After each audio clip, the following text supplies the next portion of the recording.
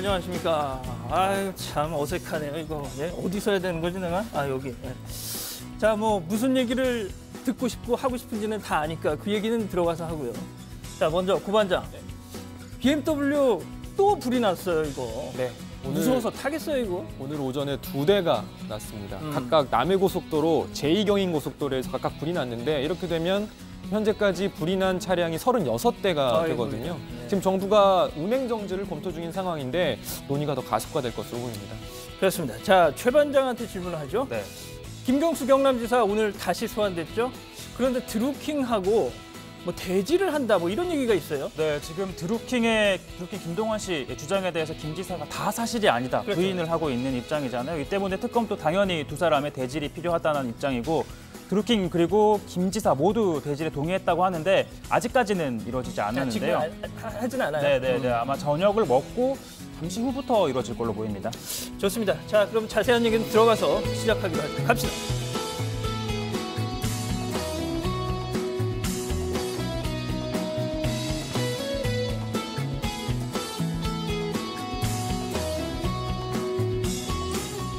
자, 뭐 다들 준비됐으면 정치부회의 시작하겠습니다. 먼저 설명부터 드리죠. 놀라셨을 겁니다. 정치부회의가 젊어져서 너무 좋은데 이상복 부장 없어서 좀 어색하단 말이죠. 이상복 부장이 오늘과 내일 이틀간 여름 휴가를 갔습니다. 그래서 제가 잠시 이 자리에 섰습니다. 진행이 매끄럽지 못하더라도 가족 여러분들의 너그러운 양해 부탁드립니다. 자, 최 반장, 뭐 그나저나 복 부장 없으니까 좀 어때요?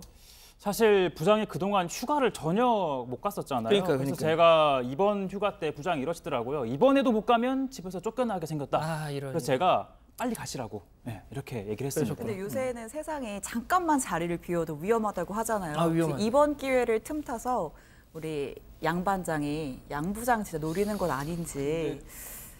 지금 그런 얘기 함부로 하면 안 되는 게 지금 휴가지에서 아마 복 부장 이거 라이브로 다 보고 있을 겁니다. 지금. 복 부장 충분히 그러고도 남습니다. 네, 좋습니다. 아무튼 방심하면 안 되고요. 자, 이제 뭐 본격적으로 얘기를 시작하죠. 어제 국회가 특수활동비 양성화 방안 내놨지 않습니까? 이 특활비 사용할 경우에 영수증 같은 증빙을 남기겠다는 건데 이거 다른 말로 하면 없애진 못하겠다는 겁니다. 자, 민주당과 한국당 간만에 협치했습니다. 그런데 여론은 잔뜩 화가 났습니다. 자세한 얘기는 고반장 발제 때 들어보겠고요. 자, 박근혜 정부 시절 청와대와 이 법원 행정처 사이에 재판 거래 의혹에 연루된 김기춘 전 대통령 비서실장 오늘 검찰 출석 요구에 불응했습니다. 몸이 아파서 그렇답니다. 자, 검찰은 14일에 다시 나와라 통보했는데요. 만약 그래도 응하지 않는다, 그땐 체포영장을 청구하겠다는 방침입니다. 자, 그리고 조금 전 들어온 속보인데요. 국방부가 국군 기무사령부의 소강원 참모장, 기우진 5처장에 대해서 원대 복귀 조치 취했습니다. 자, 국방부 관계자는 기무사 댓글 공작 사건, 세월호 민간인 사찰, 이 계엄령 문건 작성 등 불법 행위 관련자를 원대 복귀시키라는 대통령 지시에 따른 것이라고 설명했는데요. 따라서 두 사람은 원 소속인 육군으로 돌아가게 됐다는 소식 전해드립니다. 자, 오늘 정치부회의는요. 먼저 미국이 제시한 북한의 비핵화 시간표는 어떤 의미가 있는지 외교안보 소식부터 정리하고요.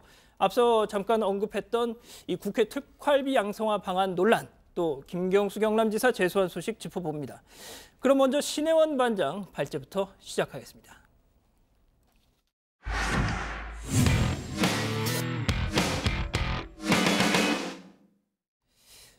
비핵화 시간표를 둘러싼 북미 간 줄다리기 팽팽합니다. 향후 반년 내 핵무기의 60에서 70%를 넘기라는 미국의 요구를 북한이 거절하면서 대신 종전선언부터 먼저 하라, 이런 카드를 내밀었다는 건데요. 오늘 청와대 발제에선 북미 간 비핵화 협상 속보, 또 북한산 이 석탄 밀반입 논란과 청와대발 뉴스 함께 짚어보겠습니다. 네, 최근 북미 간 비핵화 협상이 슬슬 재개되는 분위기입니다. 눈 뜨자마자 혹시 미국발 속보는 없는지 외신을 챙기는데요. 오늘 아침에도 AP, 로이터, CNN, 또 트럼프 정부 인사가 자주 출연하는 폭스뉴스까지 싹 훑는 와중에 한 매체가 눈에 쏙 들어왔습니다. 폭스가 아니라 VOX, 복스. 아니, 이건 잘 못 들어보던 매체인데 뭐지? 복스, 복. 혹시 휴가 간 복 부장이 반장들 몰래 1인 미디어를 만들었나? 네, 알고 보니 안보 분야를 전문으로 하는 미국의 인터넷 매체였습니다.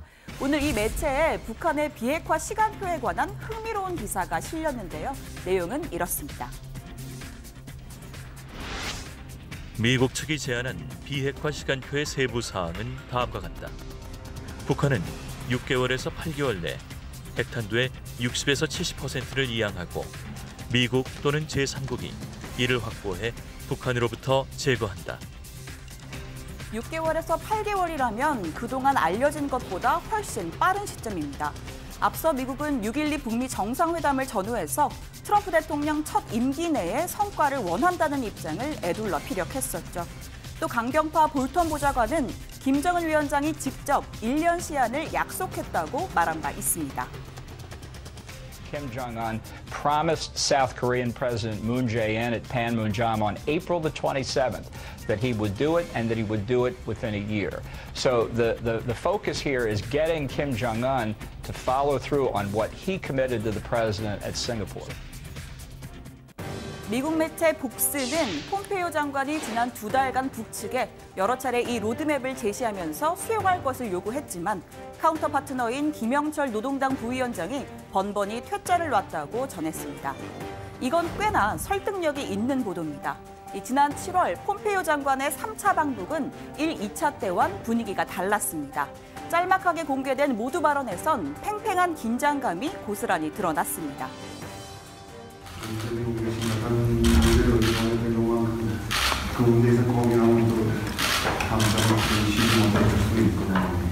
Director Kim, I thought just fine. We did have a good set of conversation yesterday. I appreciate that. And I look forward to our continued conversations today as well.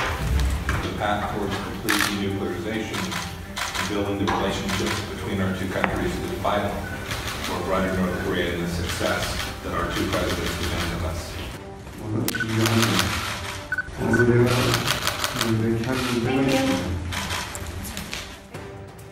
또 폼페이오 장관은 김정은 위원장도 면담하지 못하고 발길을 돌렸습니다. 북미 간 협상이 난항을 겪고 있다는 증거였죠. 당시 김 위원장은 평양이 아닌 양강도의 감자가루 공장에 머물렀습니다. 경의하는 최고리 용도자 김정은 동지께서 삼지연 감자가루 생산 공장을 현재 지도하시었습니다. 감자가루를 꽝꽝 생산하여 인민들에게 감자가루와 감자 가공품들을 많이 보내줘야 한다고 하시었습니다. 고위급 회담이 끝난 뒤 북미는 수위 높은 설전을 주고받았습니다. 북한은 미국이 CVID니 검증이니 하는 일방적이고 강도적인 요구를 들고 나왔다고 주장했고 미국은 미국이 강도라면 전 세계가 강도라고 맞받았습니다. 그렇다면 북한의 입장은 뭘까요? 한마디로 이래도 순서가 있다는 겁니다. 오늘자 노동신문에 실린 종전선언 발표가 선차적 공정이다라는 제목의 논평입니다. 종전선언으로 북미 간 군사대치가 끝나면 신뢰 조성에 유리한 분위기가 마련될 것이다. 종전선언은 시대의 요구이자 세계 평화를 위한 첫 공정이라고 적었습니다. 하지만 전문가들은 이제 교착 상태가 서서히 풀릴 거라 전망합니다. 어제도 전해드렸지만 김정은 위원장 친서에 대한 트럼프 대통령의 답장엔 곧 폼페이오 장관을 다시 보내겠다. 나도 당신을 또 만나길 기대한다는 내용이 담겼습니다. North Korea, we're doing well. I think we have a lot of good talk going on. We got our hostages back. There's no more missiles flying over Japan. There's no rockets going up. There's no nuclear testing. 국제사회의 흐름도 긍정적입니다. 유엔 안보리는 미국이 초안을 작성한 대북 인도적 지원 가이드라인을 채택했고요. 구테이스 유엔 사무총장은 북한 비핵화를 위해서 북한에 직접 갈 수 있다고 말했습니다.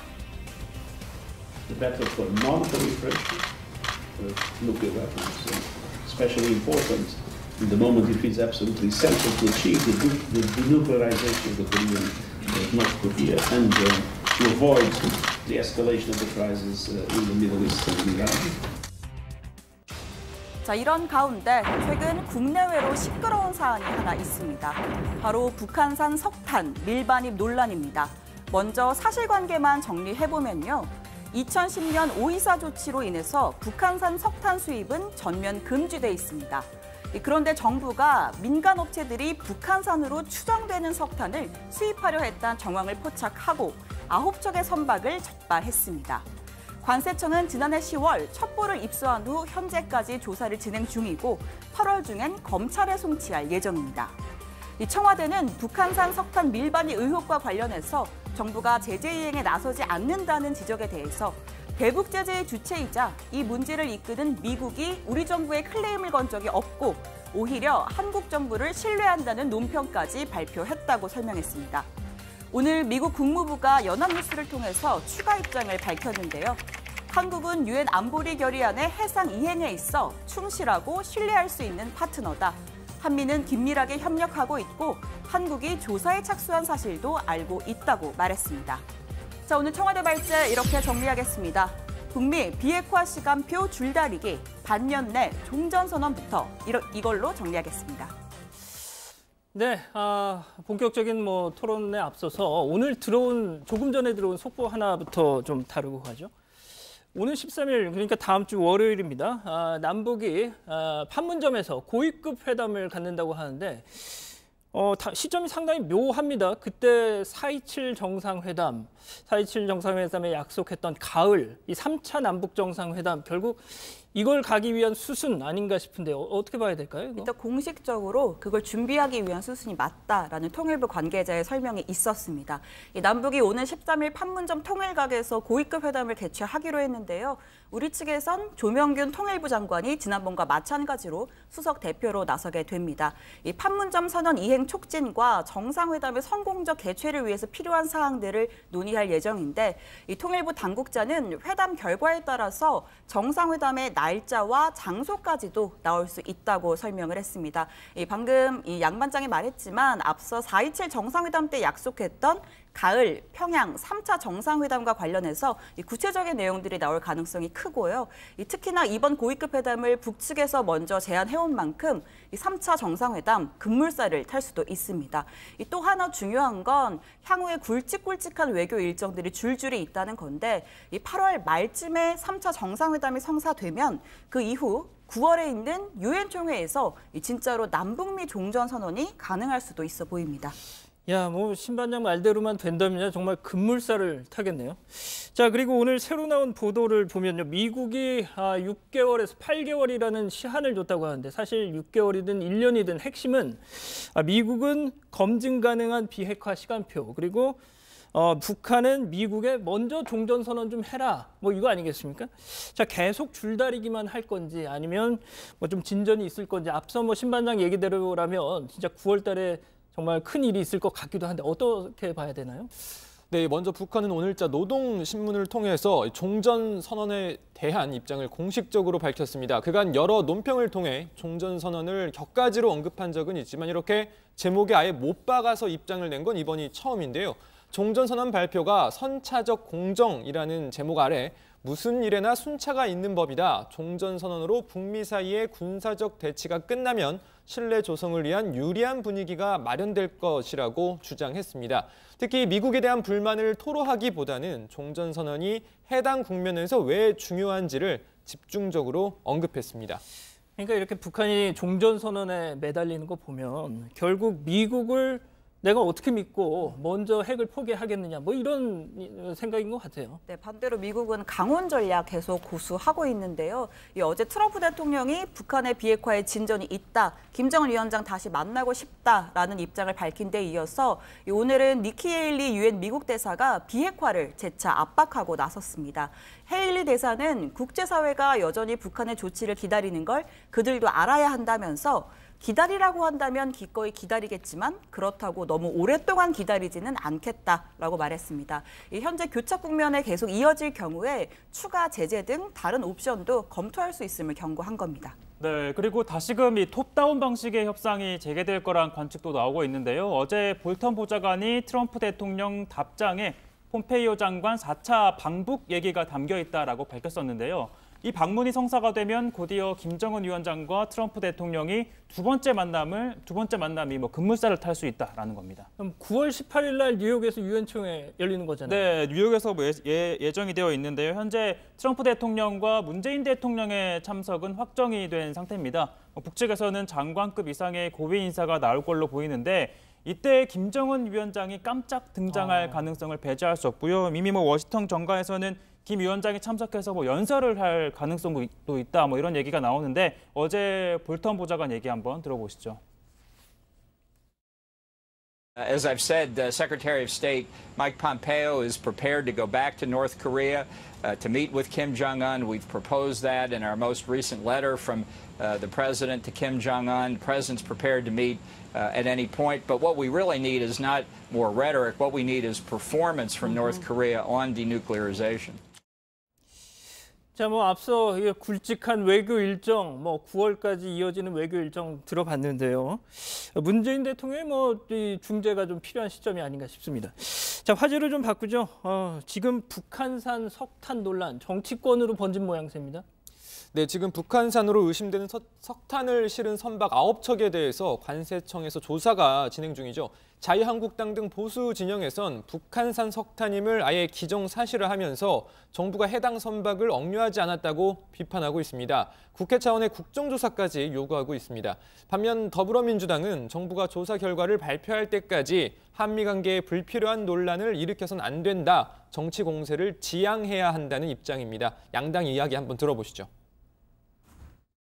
정부가 북한산 석탄 반입을 방치하고 은폐했다는 식의 비판을 하고 이로 인해서 심지어 관련된 금융기관들이 심각한 위기에 빠질 수 있다는 식의 터무니없는 유언비어까지 돌고 있는 실정입니다.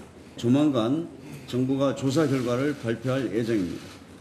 그때까지 한미 관계를 손상시킬 수 있는 불필요한 소모적 논란은 지양되어야 합니다. 문재인 정권이 알고도 방조해온 것인지 아니면 해당 선박이 수십 차례나 드나들도록 그것을 몰랐다는 것인지 공범이거나 눈뜬 장님이거나 둘 중 하나라고밖에 볼 수 없습니다. 네, 이 석탄 논란이 시작된 건 지난 7월 유엔 안보리 대북제재위 산하의 전문가 패널이 지난 3월에 작성한 보고서가 공개되면서부터입니다.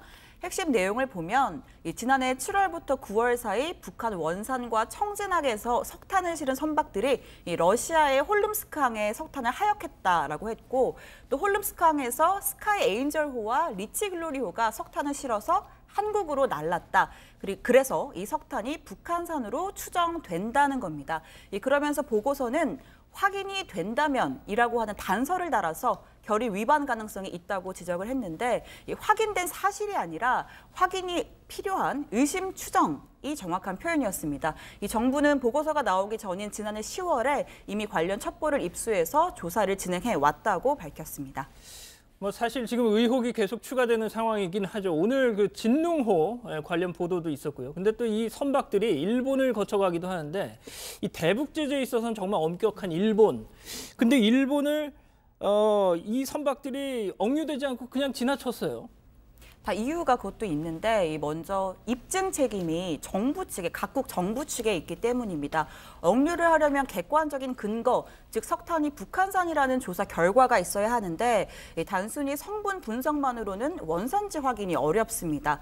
또 석탄 같은 광물성 연료 에너지는 규정상 선통관 후 심사가 원칙인데, 이 업체가 수입 신고서를 제출하고 입항하고 사후에 문제가 제기되면 정밀 조사에 들어가는 방식이어서 사전 확인이 어렵다는 문제도 있습니다. 네, 미 국무부도 논란에 관한 입장을 밝혔는데요. 한국은 유엔 안보리 결의안의 해상 이행에 있어서 충실하고 신뢰할 수 있는 파트너라고 했습니다. 그리고 미국과 한국은 북한 문제에 대해 긴밀히 협력을 하고 있으면서 우리는 한국 정부가 이 북한산 석탄 반입 논란에 대해 조사에 착수한 걸 알고 있다라고 전했는데요. 앞서 볼턴 백악관 보좌관은 언론 인터뷰에서 정우용 청와대 국가안보실장과 해당 문제를 논의했다라고 밝힌 바도 있습니다. 자, 오늘 8월 둘째 주 문재인 대통령 국정 지지율 나왔습니다. 물론 높습니다. 여전히 높긴 한데 취임 이후 가장 낮은 58% 기록했습니다. 결국 이게 민생과 관련한 문제 때문이다. 이런 분석이 있죠? 그렇습니다. 일단 리얼미터가 지난 6일부터 8일까지 조사해서 발표한 8월 둘째 주 주중평가를 보면요. 문 대통령의 지지율 긍정평가는 지난주보다 5.2%포인트 하락한 58%였습니다. 8월 첫 주에는 잠시 반등세였다가 다시 돌아선 모양새인데 부정평가는 전주 대비 5.4%포인트 오른 35.8%였습니다. 리얼미터는 김경수 경남지사의 드루킹 특검 출석, 또 정부의 전기요금 인하가 급격히 고조된 기대감에 미치지 못하면서 비판 여론이 커진 데 따른 것으로 풀이된다라고 분석을 했는데요. 말씀하셨듯이 문 대통령의 국정 지지도는 이명박 박근혜 전 대통령의 취임 15개월째에 비해서는 높은 수준입니다. 상당히 높은 수준인데 일단 청와대는 지지율 문제가 오늘 오전 현안 점검회의 때 보고가 됐고 겸허히 받아들이고 있다라는 입장을 밝혔습니다. 김의겸 청와대 대변인은 여론조사의 수치를 갖고 얘기했다기보다는 정부 스스로를 돌아보는 시간이었다고 설명했습니다. 청와대에서도 겸허히 인식을 하고 있다고 하니까 계속 좀 지켜봐야 될 것 같습니다. 자, 오늘 청와대 발제 정리하죠. 자, 종전 선언부터 핵 70% 폐기, 북미 줄다리기 이렇게 정리하겠습니다. 다음은 고석승 반장 발제 들어보겠습니다.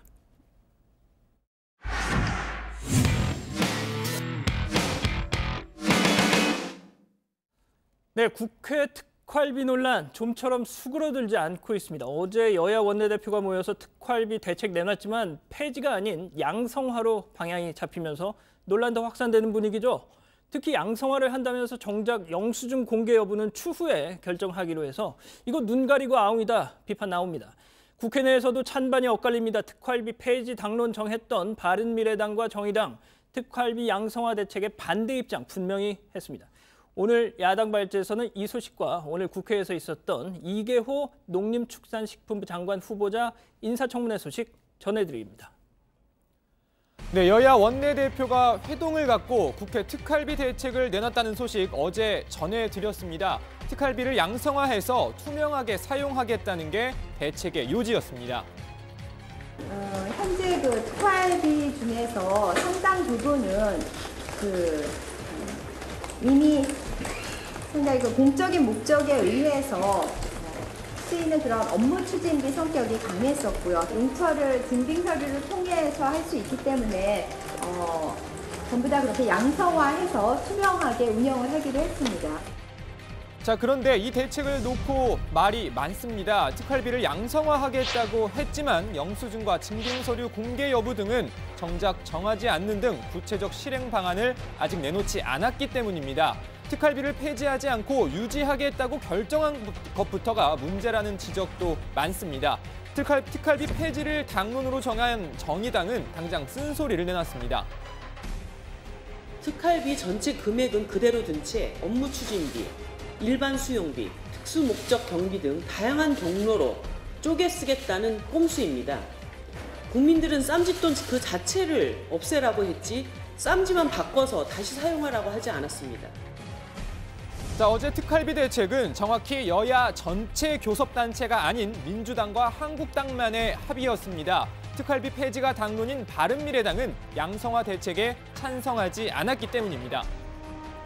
네, 그나마 그 특활비 관련해서 일단 바른미래당의 입장은 이제 그동안에 특활비 폐지를 정확하게 당론으로 정했고, 자, 민주당과 한국당 안에서도 특활비 폐지를 주장하는 목소리가 없는 건 아닙니다. 지난 6.13 재보궐선거를 통해 국회에 입성한 송원석 한국당 의원, 얼마 전 국회 특활비를 폐지하는 내용의 국가재정법 개정안을 발의했습니다.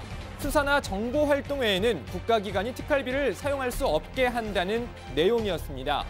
자, 그리고 고 노회찬 의원이 생전 마지막으로 대표 발의했던 법안, 특활비 폐지를 위한 국회법 개정안이었습니다. 민주당에서도 표창원, 서영수, 박주민 3명의 의원이 공동 발의자로 이름을 올린 바 있죠. 자, 이 법안의 공동 발의자 중 한 명, 표창원 의원을 고반장에 홈라인으로 연결해서 이번 특활비 양성화 대책에 대한 의견을 직접 들어봤습니다. 네, 의원님 안녕하십니까. JTBC 고석승입니다. 네, 안녕하세요. 우선 네. 어제 원내대표 간 특활비 양성화 대책 평가 한번 부탁드리겠습니다. 의원의 한 사람으로서 조금 실망스럽고요. 현재 배정되어 있는 특활비를 영수증을 첨부하는 등의 좀 더 투명한 방법을 사용하겠다는 것은 지금 단계에서 국민들께 들려드릴 말씀은 아니라고 저는 생각을 합니다. 지금 그런 목소리도 있습니다. 특활비가 폐지되면 여러 가지 어려움이 있을 수 있다. 동의하십니까? 어려움이 당연히 있을 수 있겠죠. 또 현장 격려금이라든지 또는 특이활동 국정감사 시에 출장 또 해외 출장 시의 비용 이런 것들을 사용한 것으로 좀 알려지고 있는데요. 어려움은 있겠지만 그게 국회의 제 기능을 수행하지 못하게 할 정도는 아니라고 생각이 되고요. 네. 혹시 나중에라도 이제 상임위원장이나 원내대표 같은 자리에 가게 되면 생각이 달라질 수도 있을까요? 생각이 달라질 수도 있기 때문에 인간이기 때문에 지금 그래서 강하게 주장을 하고 폐지를 위한 노력을 해야 하는 것이고요.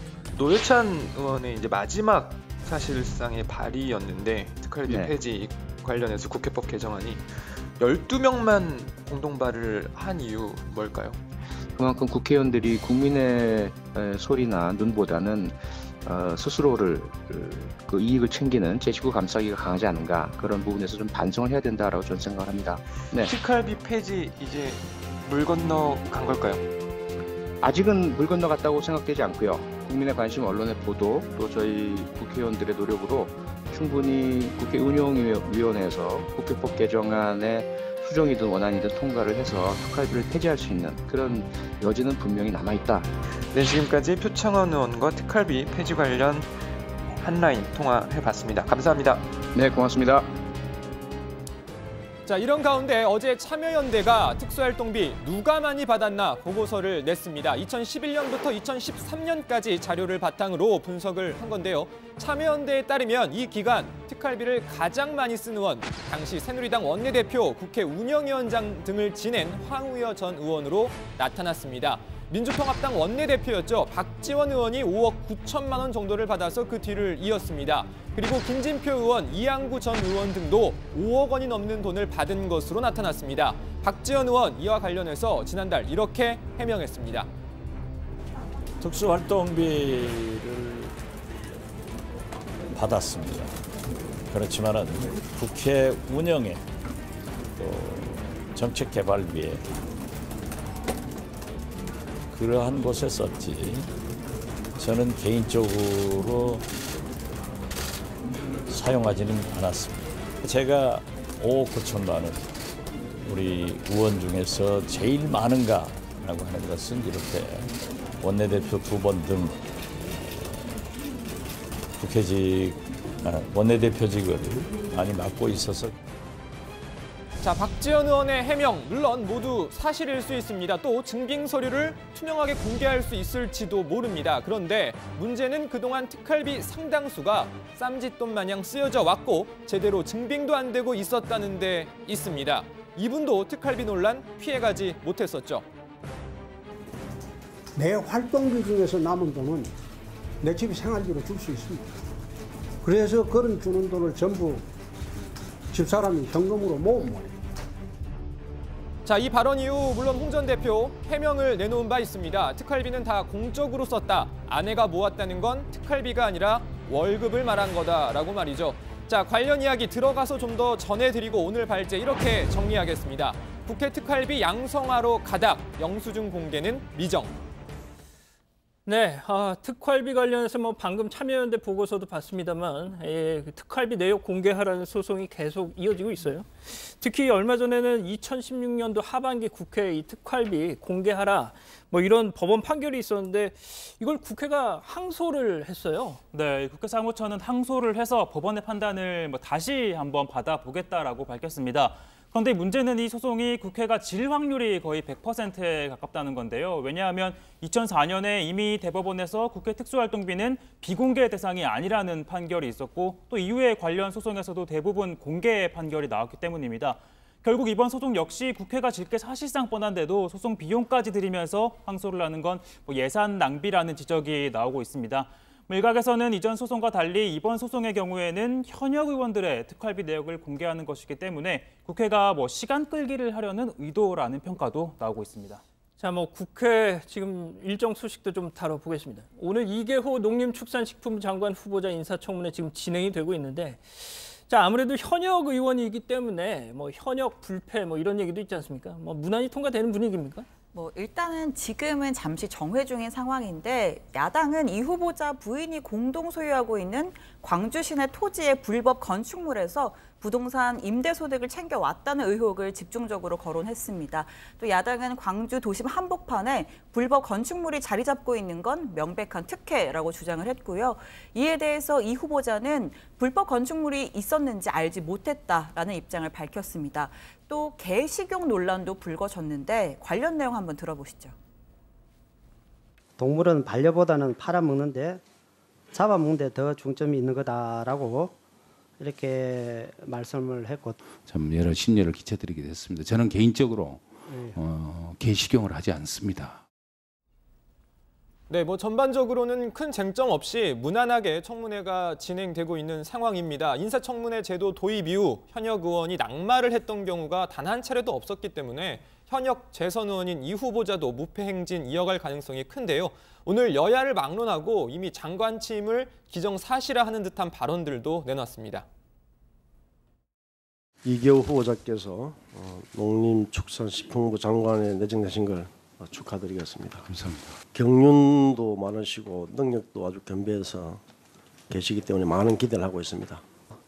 이제 장관 취임하시면 그 문재인표 농정개혁에 이제 이계호 장관표 농정개혁 이것을 추진할 의지와 그 핵심은 뭔지.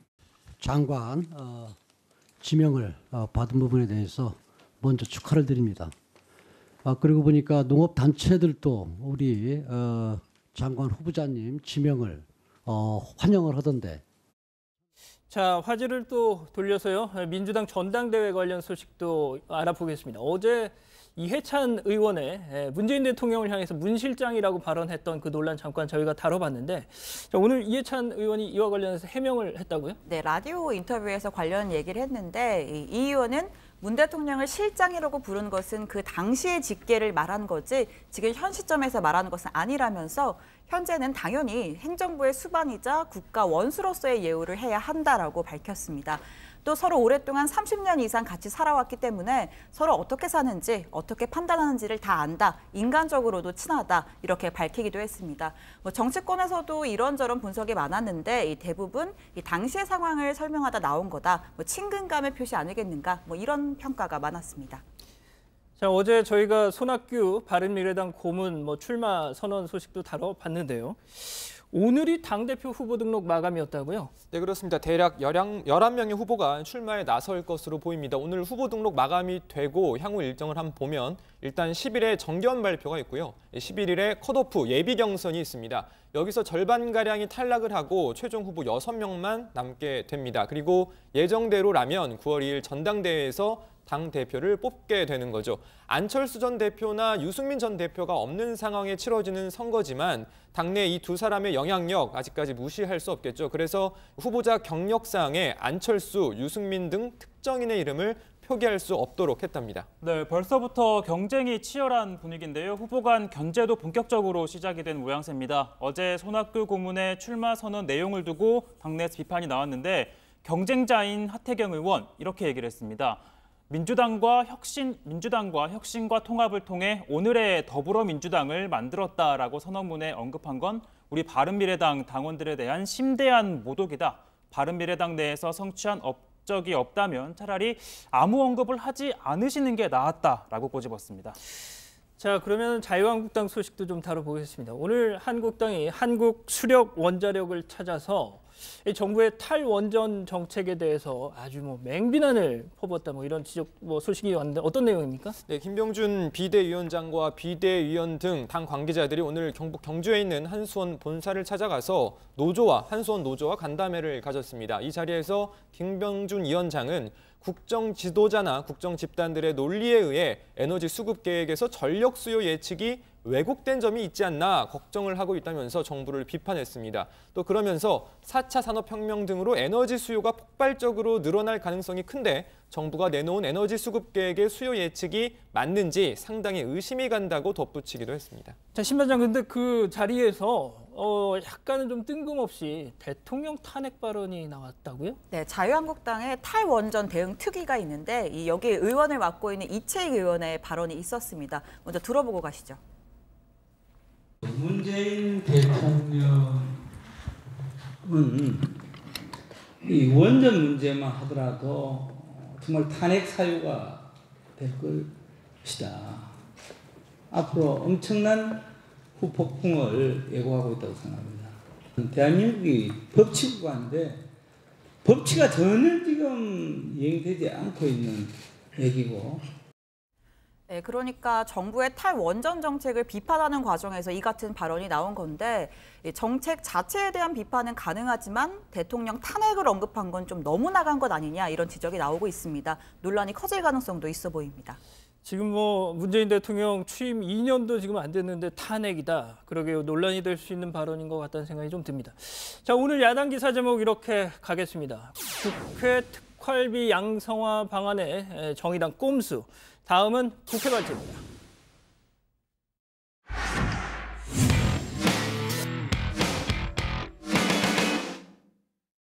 네, 복부장 권한대행 양원보 반장이 지금 발제를 준비하는 관계로 제가 소개를 하겠습니다. 정말 파격의 연속인데요. 자, 저희도 몇 번 소개해드린 바 있는데 박원순 서울시장의 폭염 속 옥탑방 체험 오늘로써 20일째 맞고 있습니다. 박 시장은 어제 옥탑방에 있는 서울 강북구 삼양동에서 기자 간담회를 가졌는데요. 대한민국 99대 1의 문제를 보게 됐다는 소감을 밝혔습니다. 양극화를 절감했다는 얘기인데요. 오늘 양 반장 발제에선 관련 소식과 함께 여러 정치권 뉴스 함께 정리해드리겠습니다.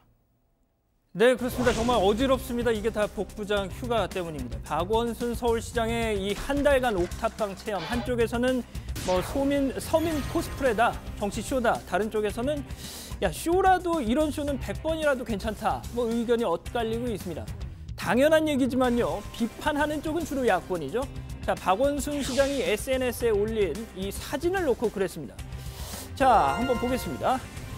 박 시장 부부가 선풍기 조립을 하면서 아주 그냥 이 득템했다는 듯한 행복한 표정을 짓고 있죠. 이렇게 말이죠. 문재인 대통령께서 무더위에 수고한다고 선풍기 보내셨어요. 신접살림에 전자제품 하나 장만한 것처럼 아내가 좋아서 어쩔 줄은 모르네요. 자, 이걸 본 바른미래당의 하태경 의원이요. 완전 이건 신파 코미디다. 에어컨 켜서 맑은 정신으로 열심히 일하면 될 거 아니냐 이렇게 직격탄을 날린 겁니다. 자, 또 이 옥탑방 앞에서 집회하고 있는 보수단체에서는 옥탑방 왕세자라는 이런 조롱하는 별명까지 붙였는데 안타깝게도 이 보수단체 카메라에 서울시 공무원들이 휴일에 나와서 전복죽 또 삼계탕 육수 같은 걸 이 옥탑방에 공수하는 장면이 포착이 되면서 빈축을 사기도 했더군요. 자, 물론 이 같은 야당이라도 비판하는 야당만 있는 건 아닙니다. 민주평화당 이 정동영 대표 지난 7일 밤이었죠. 갑자기 박 시장 옥탑방 찾은 겁니다. 약자 편에 선 정당이라는 걸 나도 좀 보여주고 싶었다라고 말이죠. 자, 빈손으로 오긴 뭐 했는지 선물을 들고 왔습니다. 이렇게 말이죠. 전번이셨어요? 스타일이? 네, 네? 여기 오니까. 아, 그래요? 이거 온도계에서 왔어요, 온도계. 네?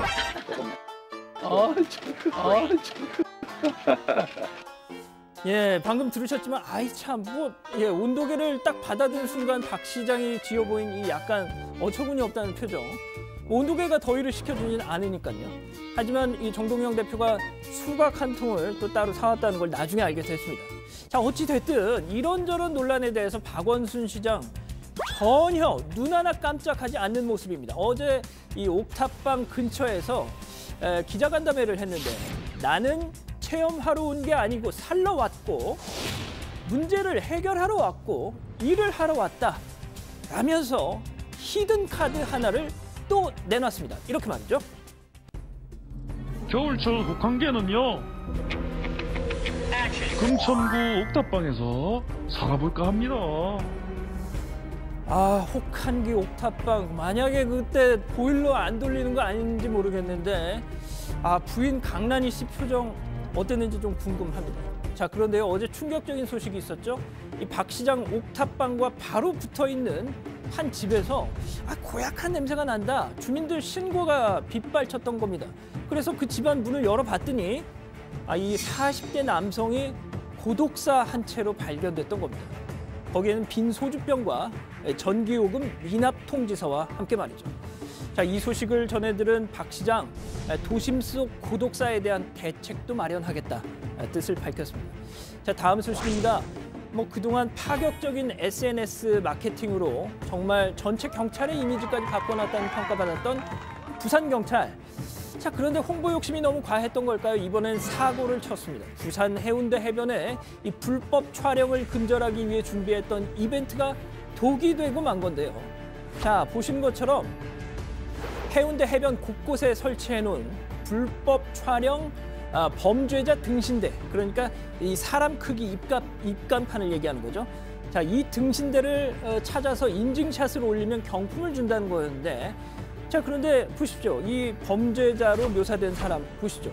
개구쟁이 만화 이 캐릭터 마냥 안면에 홍조까지 띄고 멜빵 바지도 입고 있습니다.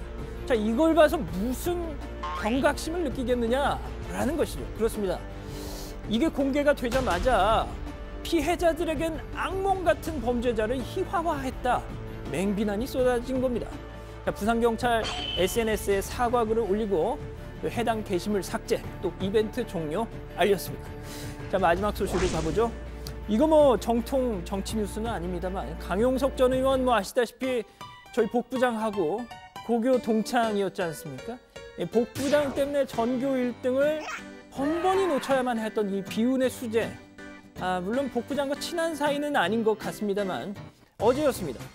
자, 강용석 변호사가 댓글로 자신을 비방한 네티즌 13명을 상대로 한 사람당 200만 원씩 배상하라 이낸 소송에서 원고 패소, 그러니까 이 강용석 변호사가 패소하고 만 겁니다. 지난 2016년 6월 불륜 의혹 기사에 일부 네티즌들이 쓰레기 극혐 이런 욕설을 다니까 인격권을 침해당했다 소송을 냈던 거죠. 자, 재판부는요, 이 상당히 높은 대중적 인지도를 확보한 강용석 씨는 이 다소의 이 경멸적 표현을 감내해야 할 위치에 있다. 이 대중적 신뢰를 저버린 원고의 언행에 대해 일반인들의 비판은 원고도 이미 예상하고 있었을 것이다라고 한 겁니다. 왕이 되고 싶은 자 왕관의 무게를 견뎌라, 그런 뜻인 것 같습니다. 자, 강 변호사 요즘 가로세로 연구소라는 걸 만들었다죠. 보수주의 이념을 연구하는 곳이라고 합니다. 근황도 공개했는데요. 집사람과 변함없이 잘 살고 있다면서 이렇게 가족 사진을 올렸습니다. 자, 오늘 준비한 소식은 여기까지고요. 다른 소식 들어가서 더 전해드리겠습니다. 자, 복댕 빨리 들어오시고요. 네, 조금 전에 그 부산경찰 얘기를 했었잖아요. 그 부산경찰 얘기가 나와서 말인데 그동안 남성 혐오 논란이 일었던 사이트 그 워마드 운영진에 대해서 부산경찰이 그 체포영장을 발부받아서 추적 중이라고 합니다. 음란물 유포를 방조한 혐의인데 지난해 2월에 남자 목욕탕 그 몰카 사진을 삭제하지 않고 그대로 둔 혐의를 받고 있다는데요. 그리고 또 최근에 불거진 일이죠. 천주교 성체를 훼손한 사진까지 등장했었죠. 네, 그렇습니다. 일단 부산경찰의 설명은 이렇습니다. 올해 5월쯤에야 운영자의 소재가 파악이 돼서 추적에 들어갔다는 거죠. 뿐만 아니라 워마드 서버가 있는 미국에 공조수사를 요청하고 범죄인 인도 청구, 더 나아가 인터폴 적색 수배 요청도 검토 중이라는 겁니다.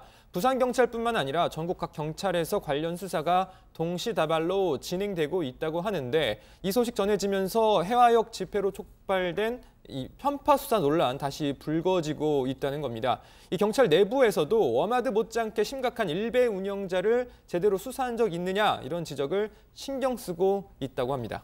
그래서 지금 고반장 말처럼요, 청와대 홈페이지 그 국민청원 게시판에도 항의 게시글이 계속 올라오고 있다고 하는데 이 편파 수사 하지 말라고 말이죠. 네, 지금 청원 글도 여러 건 올라오고 있고 그런 청원의 지지 의사를 밝히는 글들도 계속 달리고 있다고 합니다. 그런데 마침 오늘 경찰이 사이버 성폭력 수사팀 현판식을 가졌습니다.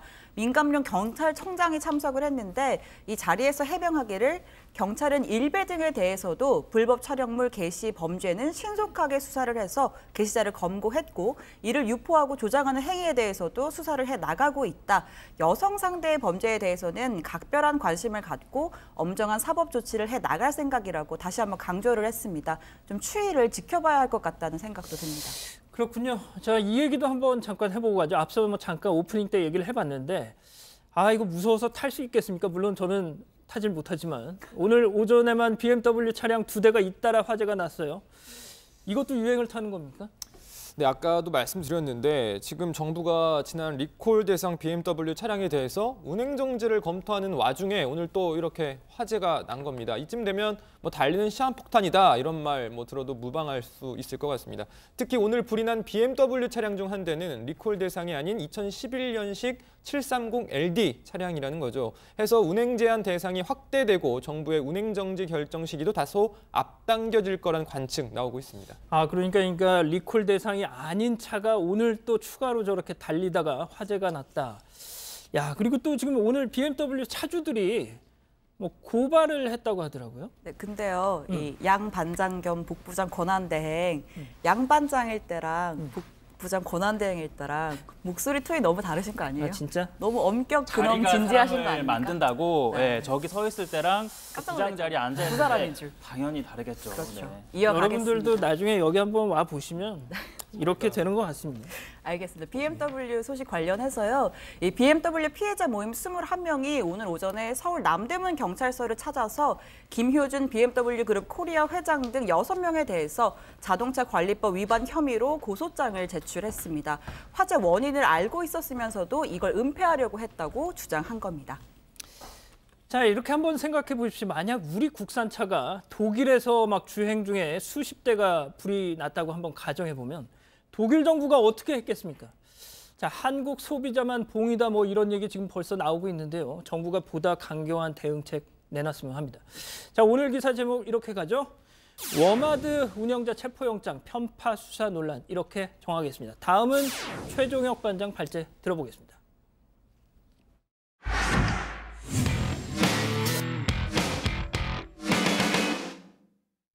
자, 김경수 경남도지사 오늘 두 번째 특검 조사 받고 있습니다. 김 지사는 1차 출석 때와 마찬가지로 정치 특검이 아닌 진실 특검이 돼달라 재차 강조했는데요. 특검은 의혹 전반을 부인하고 있는 김경수 지사와 드루킹 김동원 씨와 이 대질 신문도 진행할 거라고 합니다. 자, 이런 가운데 이 드루킹 최측근이었죠. 도모 변호사 어젯밤 두 번째 구속영장도 기각됐습니다. 특검 입장에선 이거 상당히 수사 계획에 차질이 불가피해 보이는데 오늘 최종혁 반장 발제에서는 특검과 검찰 수사 속보 다뤄보겠습니다. 네, 김경수 경남지사 사흘 만에 다시 특검에 출석했습니다. 오늘도 예정된 오전 9시 30분에 맞춰 도착을 했는데요. 김 지사는 1차 소환 때와 마찬가지로 지지자들에게 손을 흔들고 이렇게 인사하는 등 여유로운 모습이었습니다. 그리고 포토라인에 서서도 역시나 자신은 누구보다 먼저 특검 도입을 주장했고 또 조사에 당당하게 응하고 있다는 점을 강조했는데요. 그리고 특검을 향해서도 재차 정치 특검이 되어서는 안 된다고 요구했습니다. 정치 특검이 아니라 이 사건의 실체적 진실을 밝히는 진실 특검이 되어주시기를 다시 한번 부탁드립니다. 정치 특검이 아니라 진실을 밝히는 진실 특검이 되주시기를 마지막으로 당부드립니다. 네, 1차 소환에 이어 이번에도 지지자와 반대단체의 맞불 시위도 여전했습니다. 그리고 김경수 지사의 여유로운 표정도 달라진 건 없었는데요. 자, 여기서 준비한 문제입니다. 바로 틀린 그림 찾기입니다. 자, 왼쪽이 지난 6일 그리고 오른쪽이 오늘 출석 모습인데요. 자, 김경수 지사가 가운데 서 있고 그리고 뒤편에 오영중 변호사가 함께 동행을 했습니다. 또 이렇게 장미꽃도 날아온 게 똑같죠? 네, 자, 그렇다면 다른 점은 어디가 있을까요? 청와대. 자, 한번 찾아볼까요? 네, 우선 김 지사의 자켓이 좀 더 진한 색으로 바뀌었습니다. 그리고 오영중 변호사의 위치도 김 지사의 왼쪽에서 오른쪽으로 김 지사를 기준으로 바뀌었고요. 그리고 무엇보다 결정적으로 다른 게 하나 있는데 혹시 찾으셨나요? 네, 청와대 그겁니다. 청와대. 저 하면 되나요? 네, 이렇게 보면 경찰이 다릅니다. 지난번에는 빈손이었는데 이번 사진에는 검은색 우산을 들고 있습니다. 네, 역시 신반장 눈썰미가 아주 뛰어난데요. 그렇다면 이 경찰이 왜 우산을 들고 있는 걸까요? 제가 볼 때 오늘 최 반장이 한 번도 회사 밖으로 안 나간 것 같은데 오늘 소나기가 왔습니다. 그래서 이 비를 맞지 않게 하기 위해서 들고 나온 거 아닐까요? 제가 신반장한테 너무 많은 걸 기대한 것 같은데 그건 아닌 것 같고요. 제 생각엔 반대 단체 쪽에서 혹시나 김 지사를 향해 계란 등을 던지지 않을까 싶어서 이를 막기 위해서 준비한 걸로 보입니다. 자, 1차 조사 때 장미꽃을 들고 나왔던 지지자들은 오늘은 노무현 전 대통령을 상징하는 노란 바람개비를 함께 들고 김 지사를 응원했습니다. 김 지사의 목소리도 한층 더 단호해졌습니다. 본질을 벗어난 조사가 더 이상 반복되지 않기를 바랍니다. 이제는 충실히 조사에 협조한 만큼 하루속히 경남도정에 집중할 수 있도록 해주시기 바랍니다. 자, 특검은 드루킹 김동원 씨와 김 지사가 주고받은 텔레그램 대화를 통해 두 사람이 일반적인 관계는 아니었던 것으로 의심합니다. 특히 대선을 앞두고 김 지사가 드루킹으로부터 정책 자료집을 받은 사실을 확인했는데요. 지난 조사에서 김 지사는 자료집을 받은 건 맞다고 시인한 것으로 전해지고 있습니다. 캠프도 전문가들이 많았는데 굳이 드루킹에게 자문을 요청한 이유가 뭡니까? 국민들에게는 여러 분야에 다양하게 의견 수렴하는 건 정치인 자, 이 말은 즉슨 일반 국민들의 눈높이에서 정책을 바라본다는 취지였고 다른 지지자들에게도 자문을 구했기 때문에 문제될 게 없다라고 강조를 한 겁니다. 그러나 야권에서는요, 이는 박근혜 전 대통령과 최순실 씨의 관계와 다를 바 없다고 했습니다. 박 대통령은 대국민 사과를 하면서 최순실에게 연설문을 보내서 일반 국민들이 알기 쉽게 고쳐달라고 했다는 한 발언이 생각이 났습니다. 항상 자문을 받는다는 것은 그만큼 오랜 기간 교류를 통해 신뢰할 만한 관계가 형성된 경우에만 가능한 이유입니다. 자, 그리고 일부 보도에 따르면 드루킹은 대선이 끝난 뒤 김경수 지사가 문재인 정부 임기 말까지 지지율을 40% 넘게 유지할 수 있도록 도와달라라고 부탁했다고 주장합니다. 특검은 드루킹의 진술이 사실인지 확인하기 위해 잠시 후 저녁 식사 후부터 김 지사와 드루킹 간의 대질 신문을 벌일 계획입니다. 자, 이러한 가운데 특검은 드루킹의 최측근인 도모 변호사 구속에 또다시 실패를 했습니다. 지난달 고 노회찬 의원에게 불법 자금을 건네는 데 관여한 혐의에 대해 영장이 기각이 되자 특검은 드루킹 댓글 조작 관여 혐의를 추가해 재청구했습니다. 법원은 혐의에 법리상 다툴 여지가 있다며 기각했습니다. 특히 이 도 변호사는 김동원 씨가 김경수 지사에게 오사카 총영사로 추천한 인물인데요. 당시 백원우 청와대 민정비서관과 면담을 갖기도 했습니다. 특검은 도 변호사의 신병을 확보한 뒤에 청와대를 향한 수사에 속도를 내려고 했지만 한풀 꺾일 것으로 보입니다. 자, 1차 수사 기간이 오는 25일까지이기 때문에 특검에 주어진 시간은 많지 않습니다. 특검팀은 대통령에게 30일 연장을 요구할 수 있는데요. 기간 연장에 대해 정치권에서는 3대2로 2대3으로 나뉘었습니다. 자유한국당과 바른미래당, 민주평화당은 연장을, 그리고 민주당과 정의당은 연장에 반대하고 있습니다. 핵심 관련자들이 아직 조사를 못 받은 분들이 있다, 이런 분들도 많이 하지 않습니까? 그런 의미에서 특검 연장할 수밖에 없지 않나, 이런 생각합니다. 이미 사실 확인, 증거 확보 부분은 다 끝났는데 그 의미가 무엇인지를 확인하는 그런 수준이라면 굳이 연장까지는 현재 단계로서는 저는 그다지 필요하진 않아 보입니다. 자, 참고로 역대 12차례 특검 가운데 기간이 연장된 건 9건, 그리고 3건은 연장 없이 종료가 됐습니다. 2003년 대북송금 특검은 노무현 전 대통령이, 그리고 2012년 자신의 내곡동 사저 특검은 이명박 전 대통령이, 그리고 가장 최근 2016년 최순실 국정농단 특검은 황교안 대통령 권한대행이 연장을 거부했습니다. 자, 자, 오늘 발제 이렇게 정리해 보겠습니다. 김경수 지사 특검 재소환, 본질 벗어난 조사 반복 안킬입니다. 네, 뭐 본격적으로 얘기를 들어가기 전에요. 잠깐 뭐 제 신상 발언을 좀 하겠습니다. 저 혹시 그 복부장한테 무슨 톡 온 거 없죠? 말할 수 없습니다. 말할 수가 없습니다. 아, 말할 수 없어요? 네. 톡 왔어요, 혹시? 안 왔습니다. 안 왔죠? 네. 자, 제가 지금 뭐 조금 이제 긴장을 했는데 좀 한숨을 돌리다 보니까 좀 뭐 제가 이런 말씀을 좀 드리고 싶은데 복부장이 진짜 되게 잘하는 거였네, 진행을. 예. 제가 지금 너무 긴장이 돼가지고. 왕관의 무게를 견디셔야죠. 알겠습니다. 제가 진짜 애드립을 잘 못 칠 정도입니다, 지금. 자, 이제 뭐 본격적으로 얘기를 한번 해보죠. 자, 오전에 김경수 지사가 두 번째로 특검에 출석한 데 이어서 드루킹이 오후에 또 특검 사무실로 불려 나왔습니다. 이 드루킹 진술에 대해서 김경수 지사가 전면 부인하고 있는 만큼 자, 대질신문 가능성 큰데 지금 진행이 되고 있나요? 네, 오후 1시 45분쯤 드루킹 김동원 씨가 호송차를 타고 특검 사무실에 도착을 했고요. 예, 김동원 씨, 김 지사가 샌다이 영사 인사청탁을 부인하는 데 대한 입장이 무엇이냐라는 취재진의 질문에 대해서 대답 없이 곧바로 조사실로 향했습니다.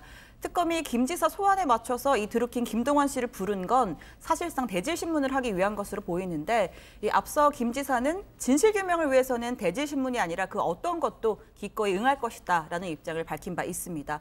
드루킹도 대질에 동의를 했다고 하는데 오늘 저녁 식사를 마친 뒤에 이 저녁 늦게부터 신문이 이루어질 걸로 보입니다. 저녁 늦게부터 대질이 이어진다. 자, 특검팀이 확보한 드루킹의 비밀 메신저 대화 기록에 따르면 김경수 지사가 뭐 알고 있었을 것이다 이런 주장이 제기됐죠?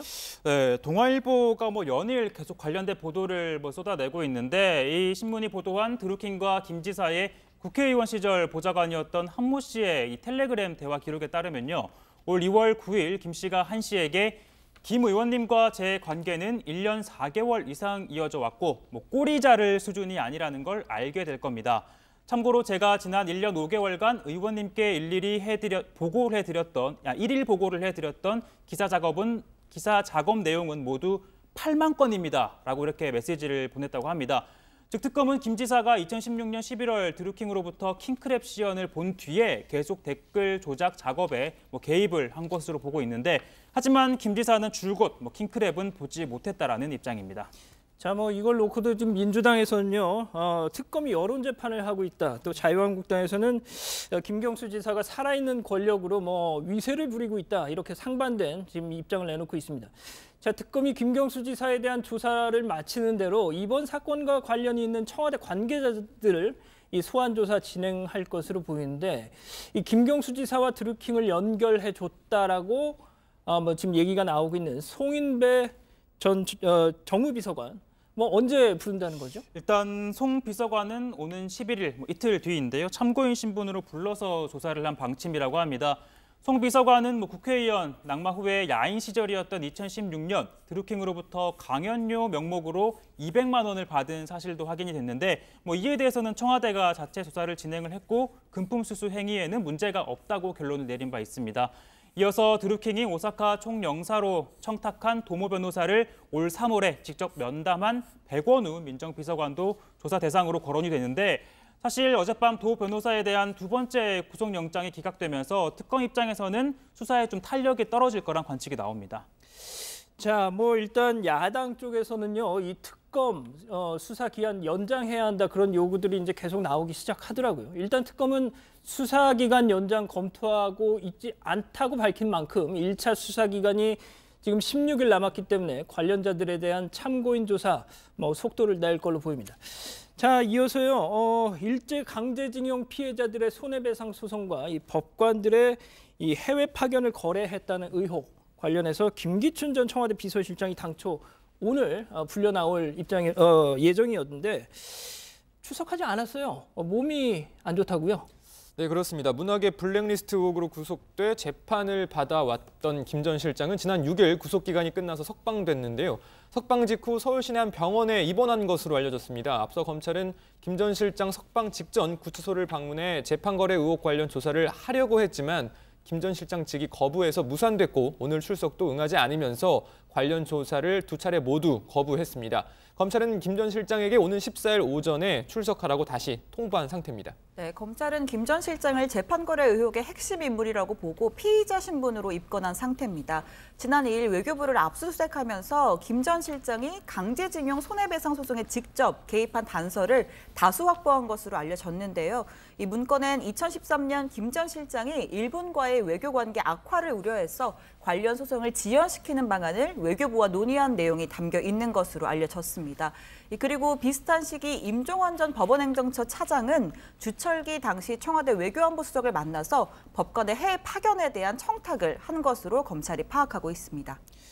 자, 검찰이 임 전 차장의 USB에서 확보한 문건 따르면 해외 파견 법관 늘리기 위해서 청와대 인사위원회 접촉을 시도해야 한다 이런 내용이 담겨 있었다는데 당시 청와대 인사위원장이 바로 이 김기춘 전 비서실장이었던 점을 고려하면 이 법관 파견과 관련해서도 김 전 실장 영향 미쳤을 가능성 배제할 수 없어 보입니다. 자, 판사 뒷조사 문건, 이런 사법행정권 남용 의혹을 받고 있는 현직 부장판사 19시간 동안 조사를 받고 귀가했는데 오늘 또 불렀다고요?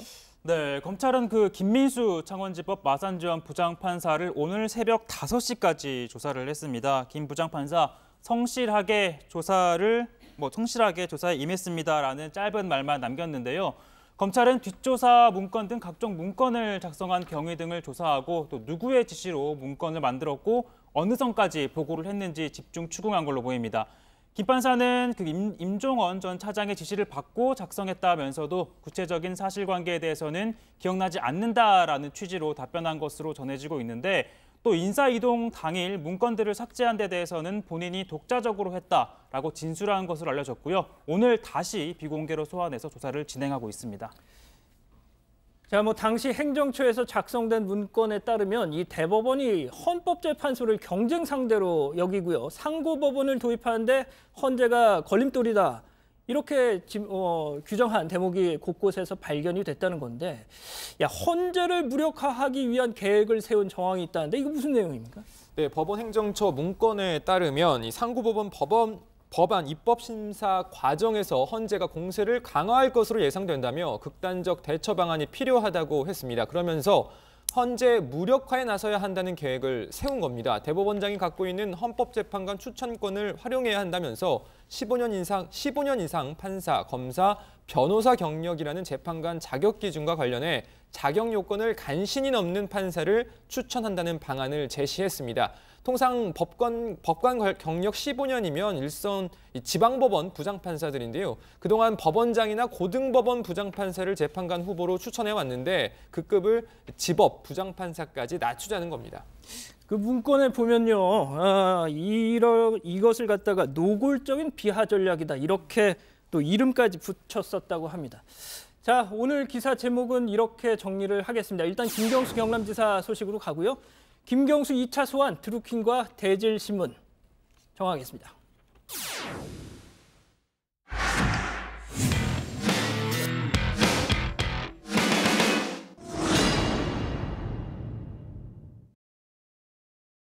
안녕하세요. 톡쏘는 정치의 강정입니다.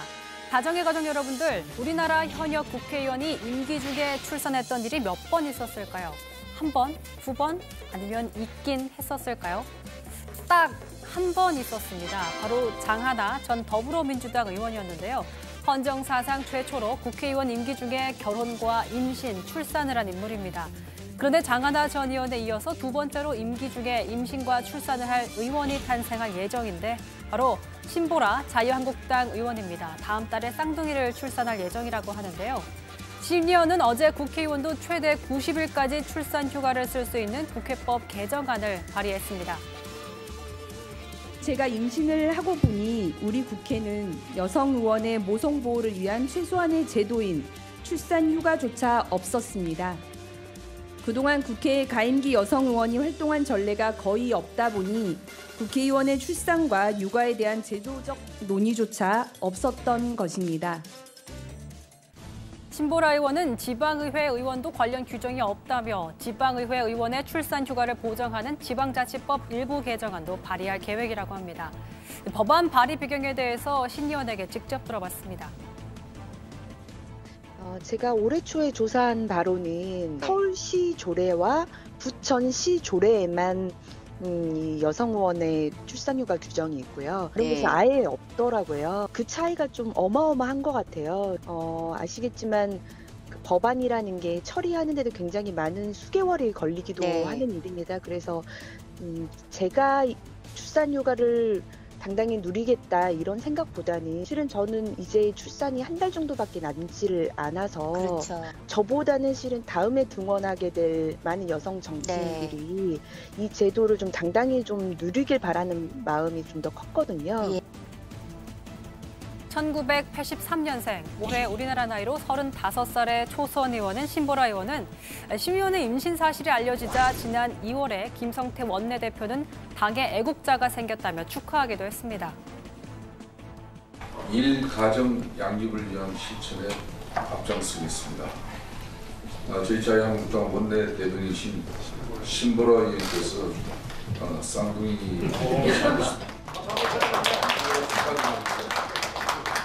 앞으로 일가정 양립을 위한 실천 방안을 신보라 의원께서 어떻게 보면 지금도 일과 요양을 병행하기 어려운 사회적 환경들과 여러 정책 부족들로 여성들이 출산을 꺼려하고 있는 것이 사실입니다. 그것이 저출산 문제로도 이어지고 있습니다.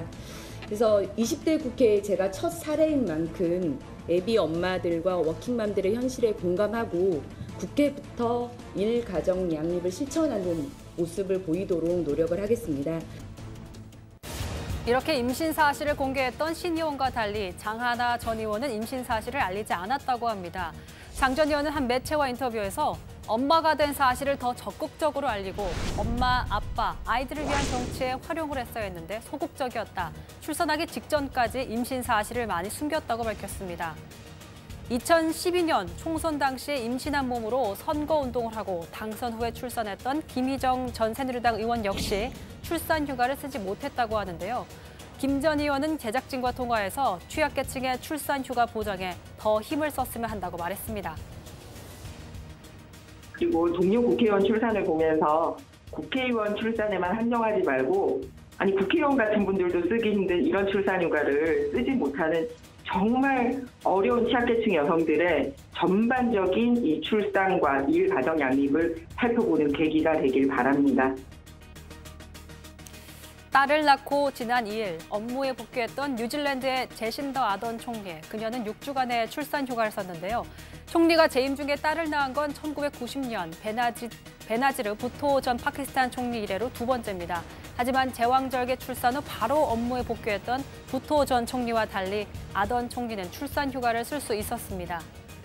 아기를 안고 의회에 출석하면서 유럽의회의 엄마라고 불렸던 론즐리 의원. 2010년 9월 20일 생후 6주 된 딸 빅토리아를 안고 표결에 참여해서 많은 화제를 모았습니다.